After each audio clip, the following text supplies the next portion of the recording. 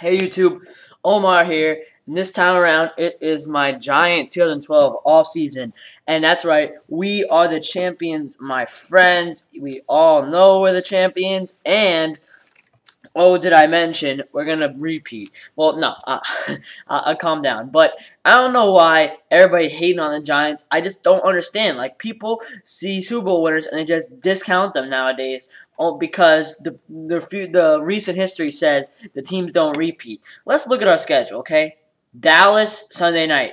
That should be a win. Then we're at home against Tampa, at Carolina. Then we're at Philadelphia. That's a tough one.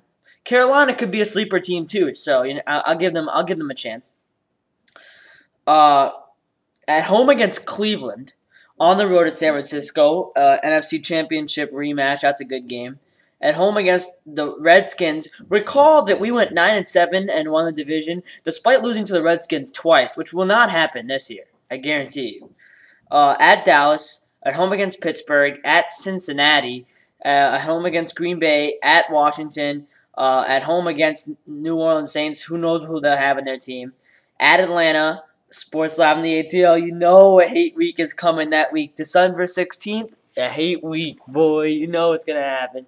At Baltimore, and then at home against Philadelphia. So the schedule starts easy, finishes hard, a little bit harder. However, we're still going to win at least 10 games.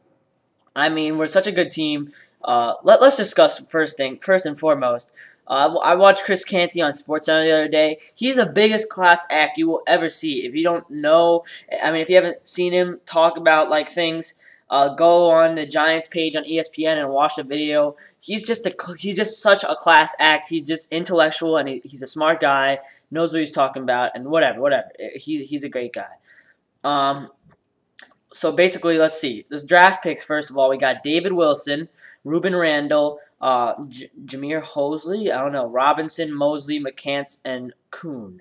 So basically, we all know that we didn't need defensive line, even though we got defensive tackle in the 7th round. Why? Because our defensive line is the best in the NFL, and there's people out there that have been disputing this with me, and I can't even believe these people. Yes, we had the best defensive line in the NBA. I mean, the NBA, oh my God, what a fail. In the NFL, and there is no disputing it. Why? We just have so much depth. Look at what we could do this year. We sometimes send Justin Tuck in, defensive tackle. Canty, also defensive tackle. We can take Justin Tuck out wide, defensive end. We have Jason Pierre-Paul as an end. He had a breakout year last year. O.C. Manor restructured his contract. He's back. We just signed – wait, let me go to our roster. We just signed a defensive tackle right before the draft, which is not just, but just even more depth. We're just so, I mean, look at our roster at defensive line. Where is it? Okay, here we go. We got Jason Pierre-Paul, Justin Tuck, O.C. Manure. Then inside, we just signed Linval Joseph. We got Sean Rogers, who we signed. We had Linval Joseph. Sean Rogers is the guy we signed. We have Chris Canty, Rocky Bernard. I mean, it is depth. We can put Matthias Kiwanuka on the line. The one thing I'm really worried about is linebacker this year.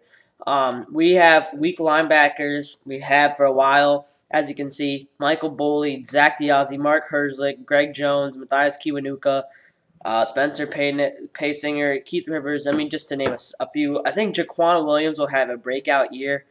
It was like his rookie year last year, or maybe he's just new. Yeah, it is his 2nd year last year.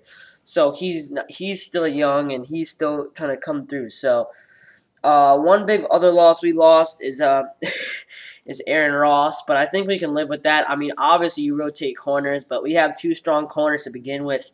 It's just going to be our depth is a little bad. Hopefully though somebody can step up and make plays. Our starting core is Prince Mukamara and Corey Webster. Those are our 2 starters.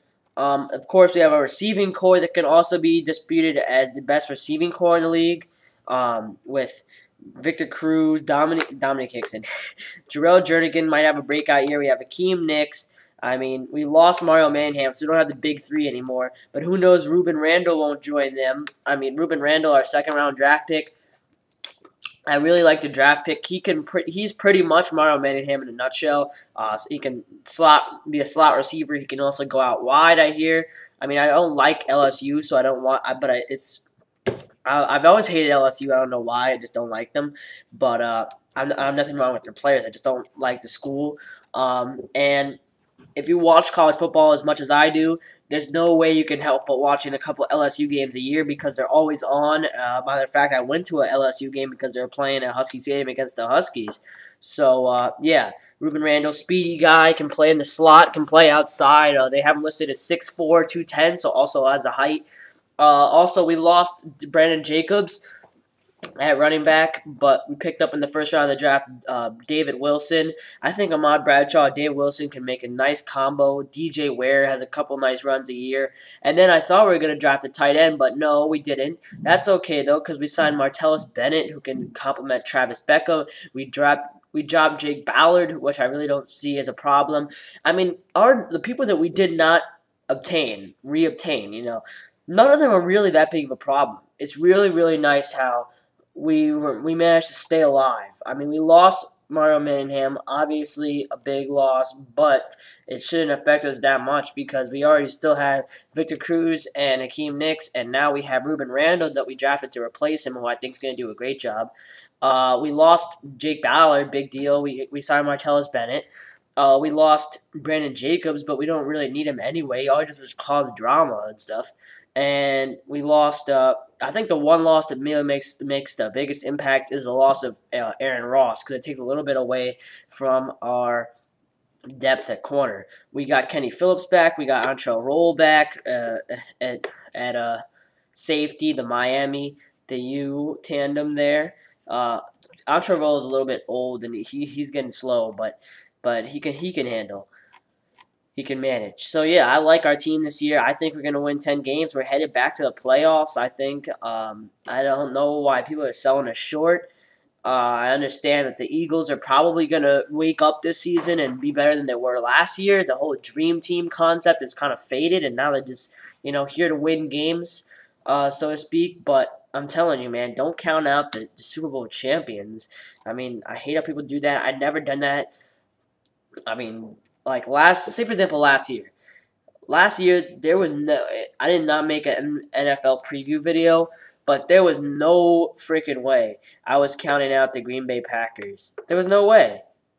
Or was it the Green Bay Packers the year before us? I think it was. Well, whoever it was.